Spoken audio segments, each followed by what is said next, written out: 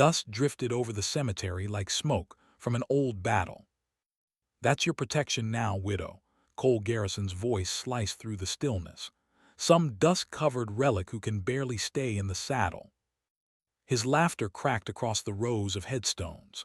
On either side of him, his brothers, Frank and Jesse, chuckled along, their horses stamping nervously at the edge of the burial ground. The folks of Redemption Flats scattered like quail, women dragging their children back, men ducking behind markers, the preacher dropping his Bible in the dirt and retreating without a word. Only two people didn't move. Sarah Brennan stood beside the raw mound of earth that held her husband, Tom. Her black mourning dress clung to her in the Texas heat, heavy as wet wool. Beside her, the tall, silver-haired stranger she'd only just met lifted his head. He wore a sun-faded trail duster, boots scarred by 1,000 miles, and a hat brim that shaded pale blue eyes, eyes as cold and distant as winter sky over the plains. Those eyes settled on Cole Garrison with a stillness that made wiser men rethink their choices. "Ma'am," the old man said quietly, never looking away from the riders, "step behind me." Cole leaned forward on his saddle horn, grinning, tobacco tucked in his cheek. "You hear that, boys? The fossil says he's gonna protect her."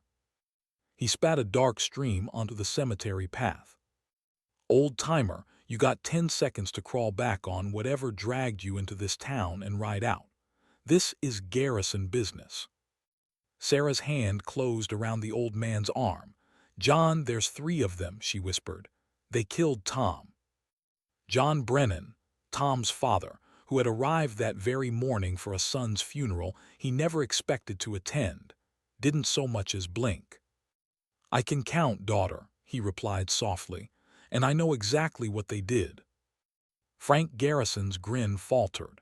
There was something about the way the old man stood, weight balanced, shoulders loose, that stirred half-buried memories.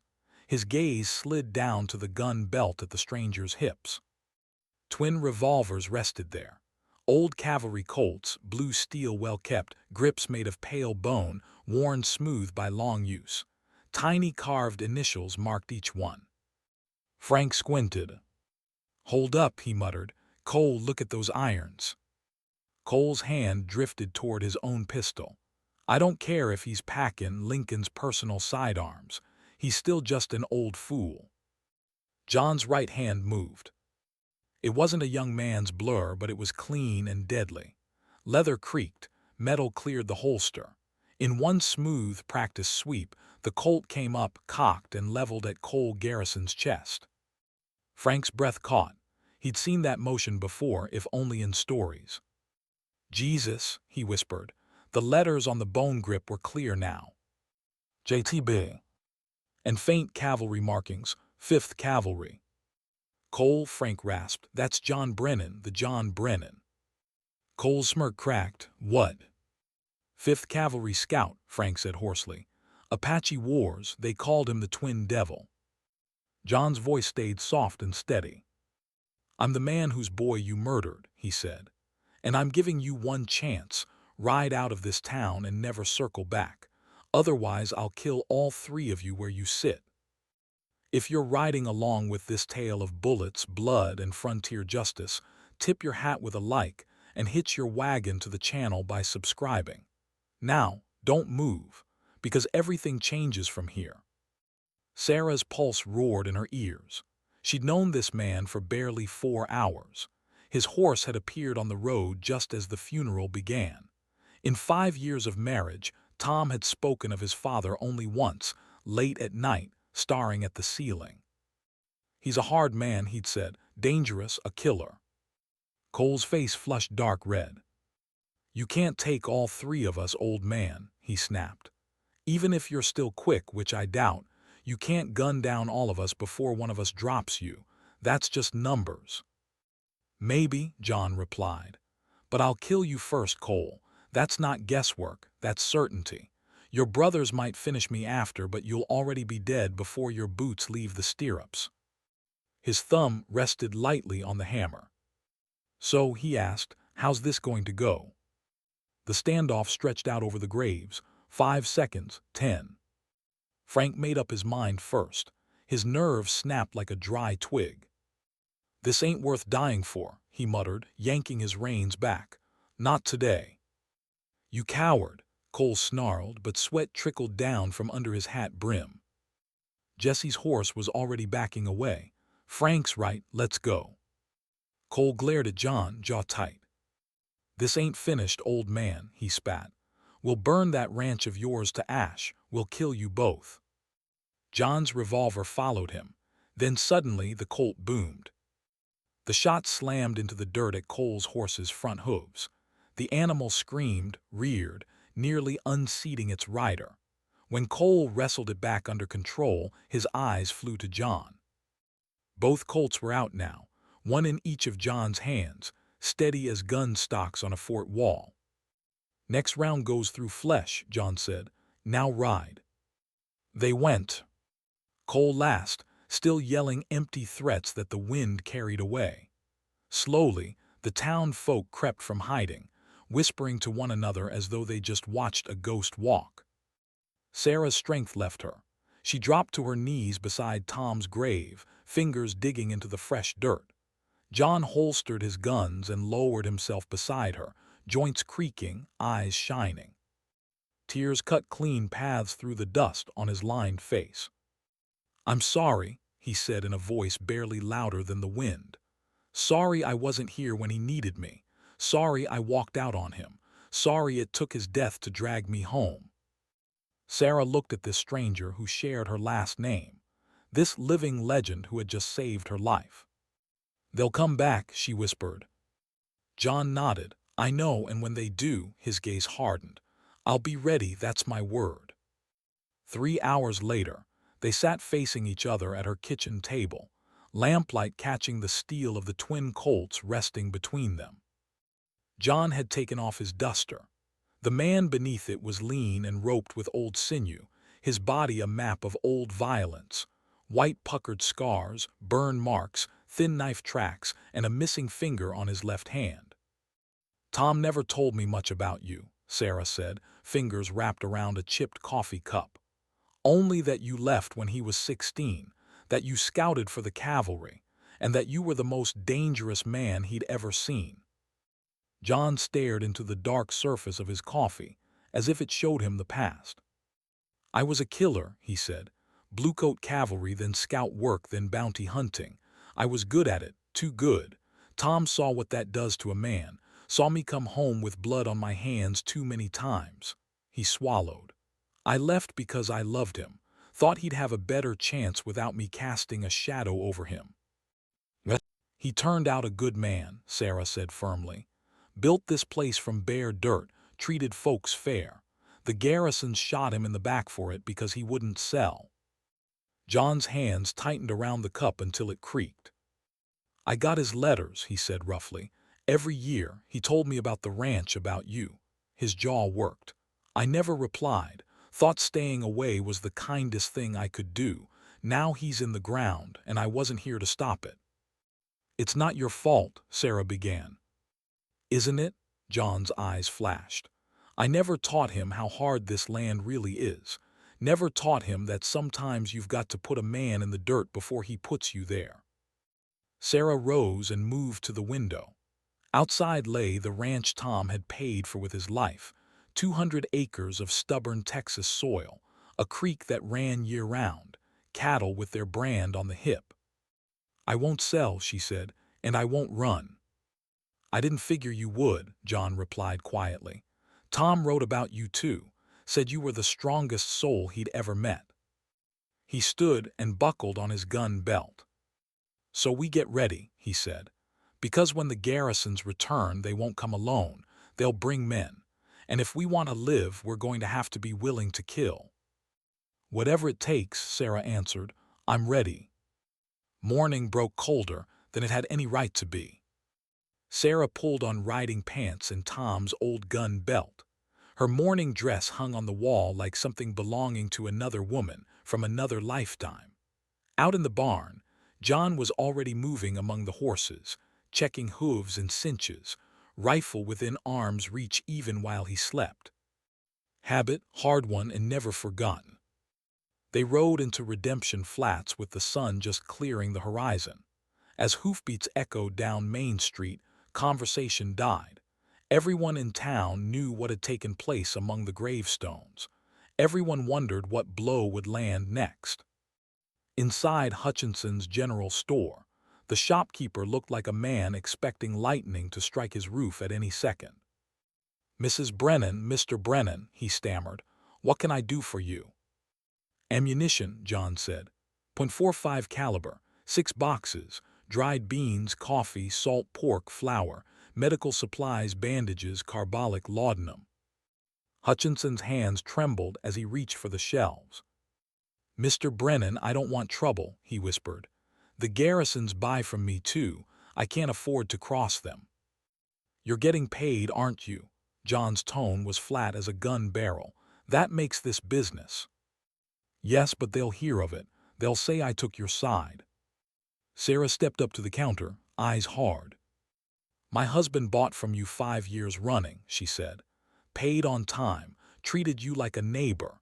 The Garrisons murdered him. If you were worried about choosing sides, you should have thought about that while he was still breathing." Color rose in Hutchinson's cheeks. "I've got a wife, 3 kids, They won't gun down every soul who sells us coffee," John said. "They're vicious, not idiots." He laid bills on the counter, crisp and undeniable. "Now are you selling or not?" Hutchinson hesitated, then started wrapping items in brown paper. "I'll sell," he muttered. "Just don't bring the war to my door." They were loading supplies onto the wagon when Marshall Wheaton appeared. 60 years old, with a gray mustache and eyes like worn leather, he moved like a man whose bones had seen every kind of weather. "Mrs. Brennan, Mr. Brennan," he said, nodding, "I need a word." Outside, he kept his voice low. "The Garrisons are filing a complaint," he said. "Says you threatened them with deadly force without cause. They want you arrested." Fury climbed up Sarah's spine. "They killed Tom." "I'm not arresting anyone, not yet." Wheaton rubbed his forehead. "But you need to understand the lay of this land. The Garrisons own half the county. They've got lawyers on retainer, judges that owe them favors. If they push this hard enough, I'll be boxed in." "You'll do whatever they tell you," John said, "because you're scared." "Damn right I'm scared," Wheaton shot back. "I've got 2 deputies, both green as spring grass. The Garrisons have 20 hired guns who do nothing but practice killing for pay. If this turns into open war, good folks die. I'm trying to keep that from happening." "By telling us to run," Sarah said bitterly, "to give up everything Tom built." "By telling you to be smart," Wheaton corrected. "Mrs. Brennan, I knew Tom, he was decent. What happened to him was murder, but I can't prove it." "Their own men will swear it was self-defense," he went on. "They'll say Tom threw down first. They've already got statements, all from their side, sure, but statements are still statements." "He didn't even have his rifle in his hands when they shot him," Sarah said. "It was in the scabbard when I found him." "And I can't prove that either," Wheaton replied, his shoulders sagging. "Believing and proving ain't the same thing. The circuit judge comes next month. I can bring charges, but they'll get tossed, and then the Garrisons will be untouchable." John's gaze was steady. "What you're really saying, Marshall," he said, "is that out here there ain't much law for people like us. The Garrisons are the law because they've got deeper pockets and more guns." Wheaton's face crumpled with shame. "I'm one man," he said hoarsely. "Not a hero, not a gun hawk, just a tired soul trying to keep this town from burning. If you go to war with them, Redemption Flats goes up with you." "So you want us to sell and leave?" Sarah asked. "I want you alive," he replied, "because if you stay, they'll kill you, both of you." They rode out under a sky that felt heavier than before. Behind them, Marshall Wheaton stood alone on the boardwalk, looking smaller than Sarah had ever seen him. "There is no law," Sarah said quietly as they left town, wagon creaking behind them. "Just power," John agreed, "and the will to use it." Sarah's jaw tightened. Then we use it. That afternoon, 2 riders crested the hill near the ranch. John spotted them first and dropped a hand to his gun. Sarah, peering through Tom's brass spyglass, frowned. "Not Garrison's," she said. "One of 'em's a woman." The pair stopped 50 yards out. The woman rode astride like a man, no side-saddle nonsense, her clothes plain and practical, sun bleaching her hat brim. "Mrs. Brennan," she called. "Name's Margaret Cole. We'd like a word if you'll allow it." "Who are you?" Sarah demanded. "Friends, we hope," Margaret replied, "or at least people with the same enemies." John nodded slightly. Sarah raised her voice. "Come ahead, slow and easy." They rode in at a walk. Margaret had sharp, intelligent eyes and hands calloused from rope and reins, not lace and needle. The man with her, introduced as Robert Finch, carried himself with quiet military discipline. Margaret glanced around the spread, taking in corrals, house, fields with one experienced sweep. "Your husband carved out something fine here," she said. "Tom was a good neighbor. I'm sorry he's gone." "Why are you here?" Sarah asked. Margaret didn't bother with pleasantries. "Because the Garrisons are bastards," she said, "and I'm done watching them wreck everything decent. They killed Tom because he wouldn't sell. They've been leaning on me for 2 years. When I kept saying no, they poisoned my water and killed 50 head. The law stood by and watched." "What do you want from us?" John asked. "Nothing," Margaret said. "I'm offering help. I've got 10 good men working my place. If the Garrisons come for you, they'll swing by me next. Better we stand shoulder to shoulder than die one by one." Sarah felt something she hadn't felt since Tom fell: hope. Small, fragile, but real. "You'd fight beside us?" she asked. "I'll fight beside anyone who dares stand up to them," Margaret said. "I'm tired of living scared. If you're making a stand, I want my brand on that line too."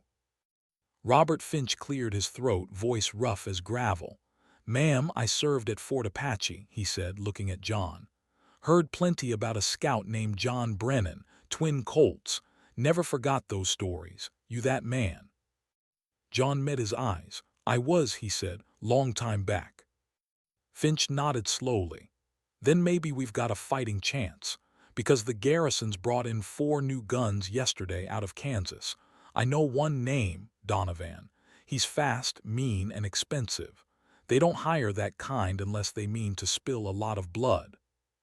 Hope flickered and then dimmed. Sarah did the math. "4 more makes 24, she said quietly. "Against the 4 of us." "Bad odds," Margaret agreed. "But bad odds can be beat if you fight smart." "If you're serious, Mrs. Cole," John said, "then we need to talk strategy. But you need to understand men will die, maybe all of us. Once we move, there's no turning back. You willing to pay that price?" Margaret's face hardened. "My husband died 5 years ago," she said. "Left me a ranch and neighbors who thought a woman couldn't run it. I've spent every day proving them wrong. I won't hand that over to the Garrisons. So yes, I'll pay whatever this costs." They gathered around Sarah's kitchen table. John spread out a hand-drawn map: ranches, the town, creek lines, roads. Margaret pointed out where Garrisons posted patrols, how many men watched their place at night, which trails they used for supplies. Finch marked potential defensive positions and lines of fire. A plan slowly took shape. "They won't ride straight at us," John said. "Not their style. First they'll choke us, cut off supplies, burn outbuildings, stampede cattle, chip away at us until we're weak. Then they'll come in force." "So we don't sit and wait," Margaret said. "We punch first." "Hit and run," Finch added. "Burn their hay, scatter mounts, cut telegraph, make 'em burn money and time just protecting what's theirs." Sarah listened, mind racing ahead. "We can't harass them forever," she said. "Sooner or later they'll corner us. Then it's a straight fight and numbers win." "Not if we pick the battleground," John said. He tapped the map. "Devil's Canyon," he said. "Narrow throat, rock walls high as church steeples, one way in and the same way out. 10 rifles up on those ledges could hold off 50 men. How do we get them in there? Margaret asked. With bait, John said. He looked at Sarah. They want you dead almost as much as they want this land. If they hear you're running, alone, scared, they'll throw everything at you. Ride fast, ride hard, and follow you right into that canyon. And we'll be waiting, Finch said quietly. Sarah's stomach knotted. You want me to be the bait, she said. Ride alone. Not alone, John replied. We'll be close, dug in where they can't see us. But to them, you need to look like a frightened widow fleeing for her life. If they smell a trap, they'll hang back. It's too dangerous, Margaret protested. If they catch her. Then I die fighting, Sarah cut in. Better that than waiting for them to burn us out like rabbits in a brush pile. John studied her, weighing determination against risk. You're sure? He asked. I'm sure, she said. Then we move tomorrow, John decided. We'll spread word you're heading for El Paso and make sure they hear it. They'll chase, and we'll be ready. The rest of the day was spent preparing for war. They checked and cleaned every weapon, counted ammunition twice, rode out to Devil's Canyon and studied every ridge, every ledge, every wrinkle in the rock. John and Finch placed men along the canyon walls, hidden among stones and scrub, rifles sighting down into the narrow passage. Margaret took 3 hands to quietly block the entrance with concealed obstacles. The snare was set. That night sleep refused to come. In a matter of hours, Sarah would ride out alone, playing the panicked widow, while wolves followed her into the trap.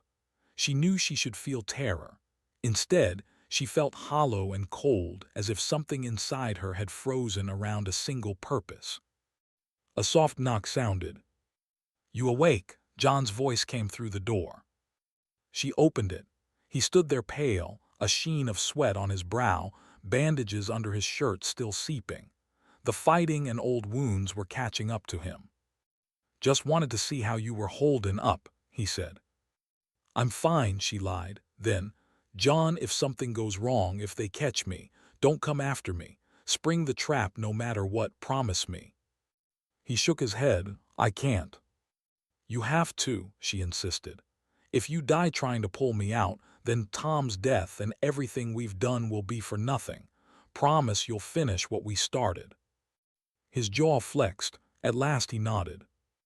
I promise, he said, but it won't come to that. We'll ride out of this together. Dawn came red as blood smearing the horizon. Sarah mounted before sunrise in simple riding clothes, Tom's bedroll tied behind her saddle, a canteen bouncing by her knee. To any distant eye, she looked like just what she needed to be, a lone widow fleeing with whatever she could carry. John watched from shadow. Margaret rode up, squeezed Sarah's hand once without a word. Then Sarah put heels to her horse and headed west, toward Devil's Canyon. She urged her mount hard, but not too hard, fast enough to look desperate, slow enough to let hunters close the gap. The land rolled out around her, hard and beautiful. Tom had loved this country. He died for it. She might be riding toward the same fate. 2 hours later, she glanced back and saw it, dust boiling up on the far horizon. Riders many. Her heart thudded. This was no drill, no conversation around a table. This was death, riding hard behind her. She kicked her horse, letting it stretch out. Voices floated on the wind, men shouting, jeering, confident. A shot cracked, the bullet whining past in empty air. Another came closer, aimed for her horse's legs. She ducked low and rode on. The dark slit of Devil's Canyon opened ahead, a wound in the earth. Sarah drove her horse toward it as the shouts grew louder behind her. She plunged into the canyon mouth.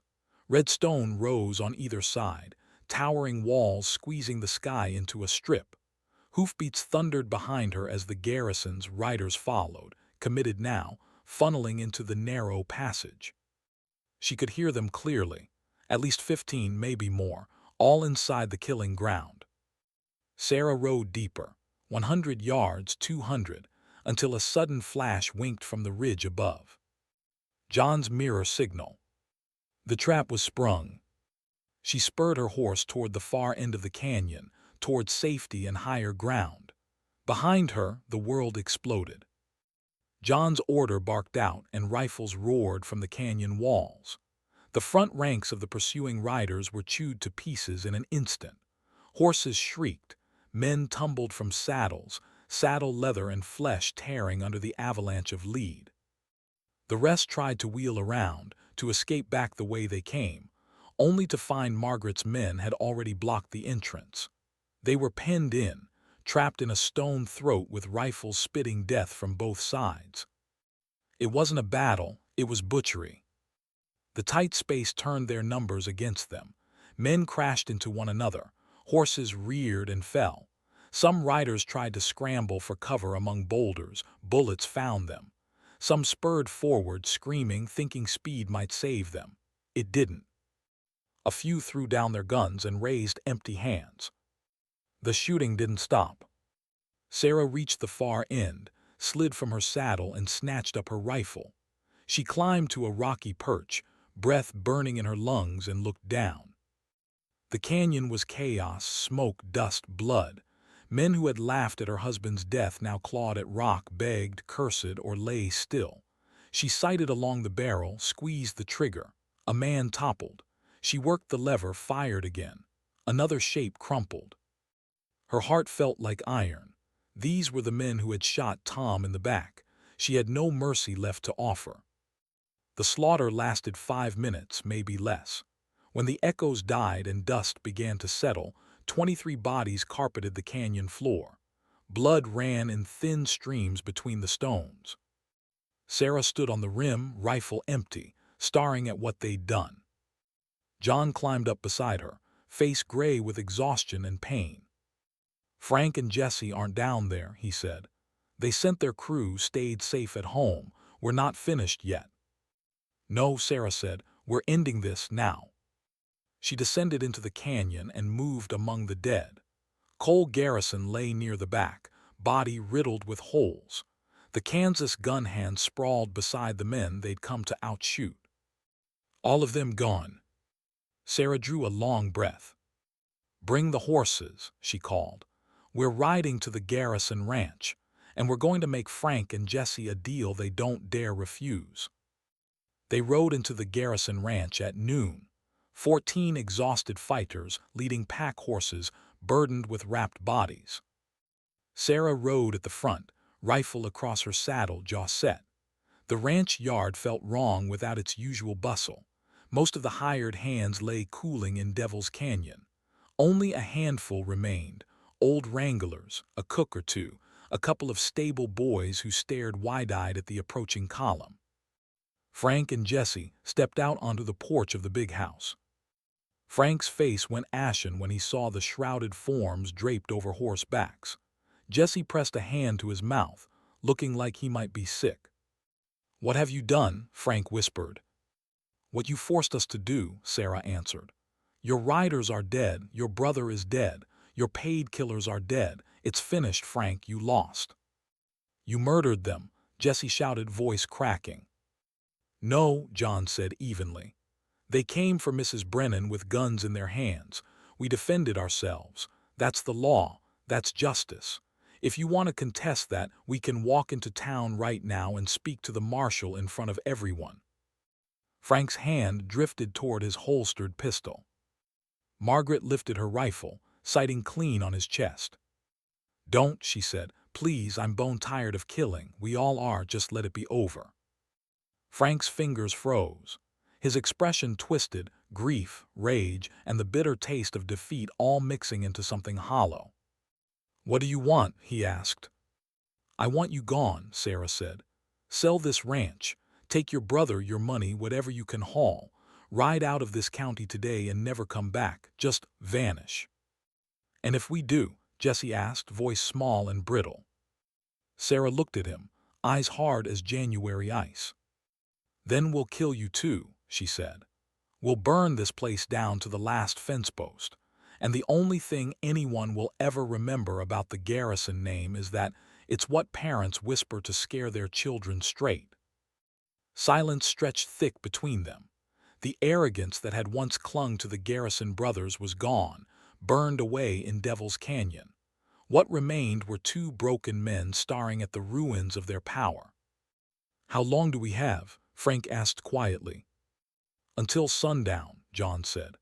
"After that, I can't say what the other families you've hurt might do. Leave now, and you might get to die in your bed someday." Frank nodded once. "We'll go," he said. "I'll sign this place over to the town, but I want your word, John Brennan, you won't come after us." John studied him, then gave a single nod. "You've got my word," he said. "If you leave and never show your faces here again, I won't hunt you." They watched Frank and Jesse pack, watched them load wagons with whatever they could scramble together, watched them ride east toward Arkansas or some other faraway place where broken men go to try and forget. The leftover ranch hands drifted away to find new work. By sunset, the Garrison spread was empty, a hollow shell of what it had been. A ghost. Sarah sat her horse on a low rise and watched the last wagon disappear into the heat haze. She felt not triumph, not joy, just a deep, aching emptiness. Tom was still dead. The ranch soil was still stained with blood, and she had become something she had never imagined, a woman who killed without hesitation. John rode up beside her. "You holding up?" he asked. "No," she answered honestly, "but I will someday, maybe."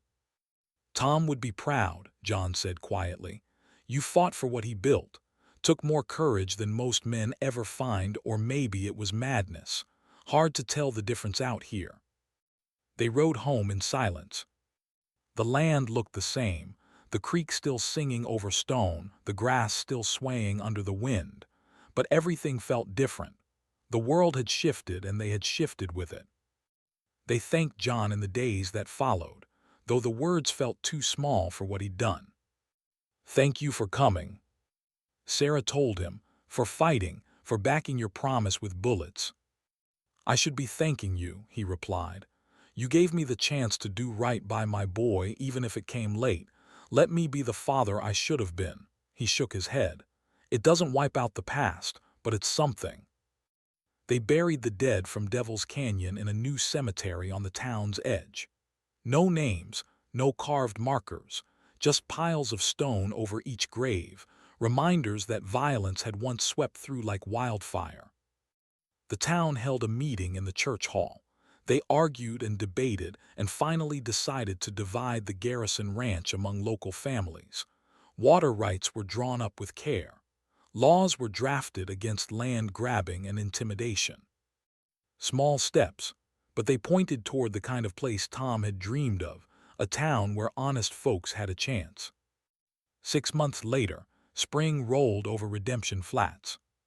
Hills bloomed with wildflowers. Calves bawled in the pastures. Life, stubborn and unashamed, pushed up through the scars. One morning, Sarah stood on her porch and watched the sun break over the horizon. For the first time in a long time, what she felt wasn't exactly happiness, but it was close to peace. The war was over. The immediate danger had passed. John joined her on the porch, moving slower than before.